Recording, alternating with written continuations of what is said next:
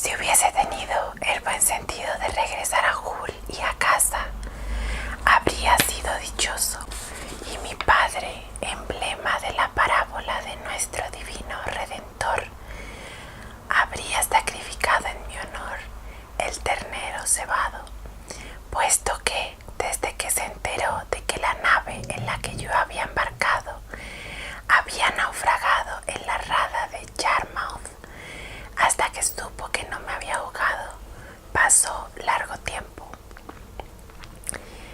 Pero mi mala suerte me impulsaba con irresistible obstinación. Varias veces había recibido los urgentes reclamos de la razón, y mi buen sentido me impulsaba a regresar a casa. No tuve la fuerza suficiente para hacerlo. No sé cómo definir esto, ni osaría decir que un secreto mandato todopoderoso nos induce a convertirnos en instrumentos de nuestra propia destrucción, aun cuando la estemos viendo y corramos hacia ella con los ojos abiertos. Sin duda, solo una desgracia semejante, insoslazzable por mandato, a la cual no me era posible sustraerme, pudo haberme impulsado a seguir adelante, contrariando los serenos razonamientos y los consejos de mis más recónditas meditaciones, y dos advertencias elocuentes que había experimentado en mi primera tentativa. Mi amigo, que antes me había ayudado a robustecer mi decisión, que era hijo del capitán, ahora parecía mucho menos entusiasta que yo. La primera vez que me habló, unos 3 o 4 días después de lo ocurrido en Yarmouth, puesto que en la ciudad nos separaron en distintos alojamientos. Como dijo, la primera vez que me vio, tuve la impresión de que su tono había cambiado y movía la cabeza con aire melancólico. Me preguntó cómo estaba. Luego le dijo a su padre quién era yo y cómo había hecho esa travesía a título de prueba, a fin de emprender un viaje más largo. Su padre se volvió hacia mí con un ademán grave y preocupado. Joven, me dijo, no debes volver nunca más al mar. Debes interpretar lo ocurrido como una señal clara e irrefutable de que no has nacido para marino. ¿Por qué, señor?, le respondí. ¿Acaso renunciará usted al mar en adelante? Mi caso es diferente, dijo él. Es mi vocación y por tanto mi deber. Pero si tú has realizado este viaje como prueba, ahora tienes una muestra que te ha ofrecido el cielo de que lo que te espera si persistes en tu propósito. ¿Acaso lo que nos ha ocurrido se deba solo a ti, como pasó con Jonás en la nave que lo llevaba a Tarsis? Pero dime, prosiguió, ¿quién eres tú y por qué te has embarcado? Entonces le relaté mi historia, pero cuando terminé, irrumpió en una especie de extraño acceso de cólera. ¿Qué habré hecho yo para que un infeliz así se haya embarcado en mi nave? Ni por 1000 esterlinas pondría mis pies en el mismo barco que tú. Yo me decía que aquella era una explosión de su humor agobiado por el sentimiento de la pérdida y que había rebasado los límites de su autoridad al dirigirse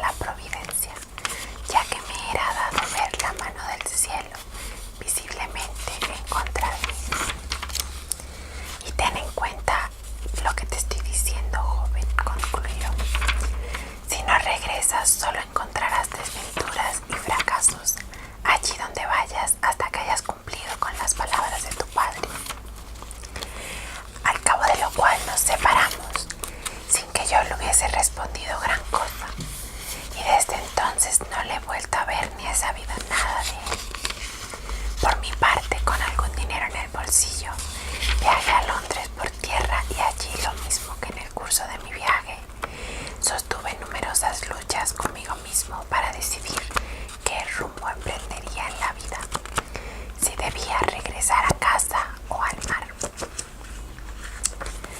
A la idea de volver a casa se oponía un sentimiento de vergüenza que contrariaba mis mejores impulsos, e inmediatamente pensé en las risas de mis vecinos y en lo avergonzado que me encontraría, no solo de cara a mi padre y a mi madre, sino ante todo el mundo.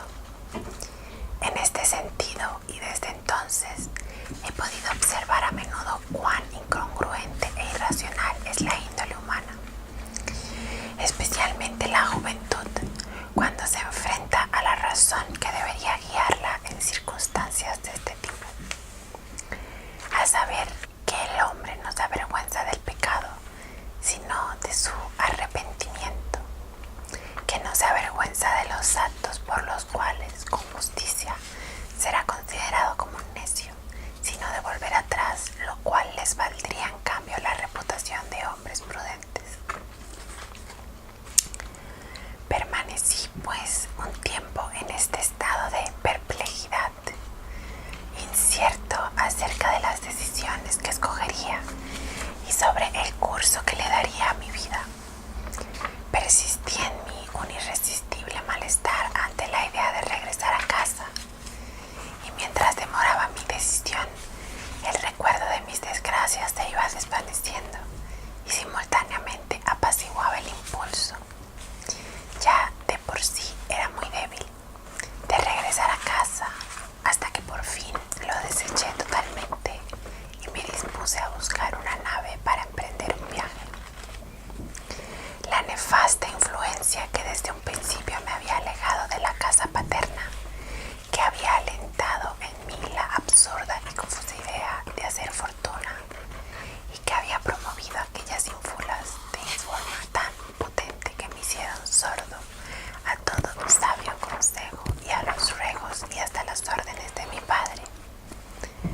Quiero decir que dicha influencia, cualquiera que fuese su naturaleza, me condujo, según creo, a la más desdichada de todas las empresas.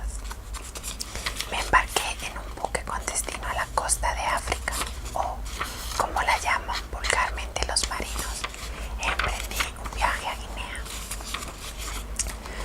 Fue una circunstancia lamentable para mí que en todas estas aventuras no pudiese embarcarme en calidad de marinero.